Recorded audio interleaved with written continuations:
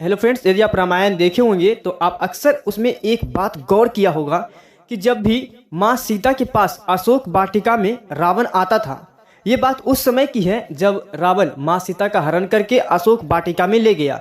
अशोक वाटिका में किसी भी क्षण जब रावण आता था तो माँ सीता एक तिनके पकड़ लेती थी। लेकिन इसके पीछे के राज क्या है ये शायद ही कोई जानता होगा। जब माँ सीता का विवाह हुआ तब वो अपना ससुराल गई।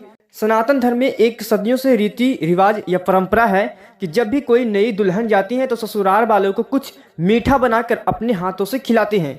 ठीक उसी प्रकार माँ सीता ने राजा दशरथ और सभी के लिए खीर बनाई थी। जब सभी के हाथों में माता सीता ने खीर बना कर दिया तब अचानक तेज आंधी और झोंके चलने लगे, जिसके कारण एक तिनके राजा दशरथ की कटोरी में जा गिरा। माता सीता ने उस तिनके को देख लिया था और उसके अलावा उन्हें उस तिनके को कोई नहीं देखा। फिर माता सीता ने सोचा कि उस तिनके को कैसे निकाला जाए।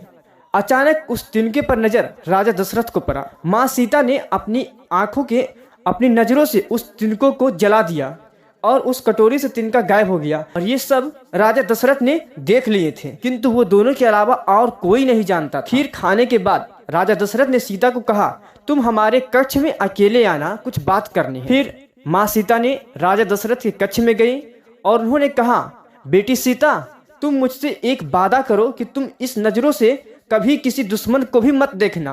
गाइज, हम लोग ये पता है कि माँ सीता के पास इतनी शक्ति थी कि वो रावण को ऐसे ही जलाकर भस्म कर सकती थी, लेकिन राजा दशरथ की इस वचन से बंधे हुए थे, इसीलिए वो हमेशा एक तिनके पकड़ लेते थे। यदि उस नजरों से रावण को देखती तो रावण जलकर भस्म हो जाता। तो दोस्तों, ये फैक्ट्स जानकर आपको कैसा लगा कमेंट बॉक्स में जरूर लिखें और ऐसे ही जानकारी के लिए हमारे चैनल को सब्सक्राइब कर लें।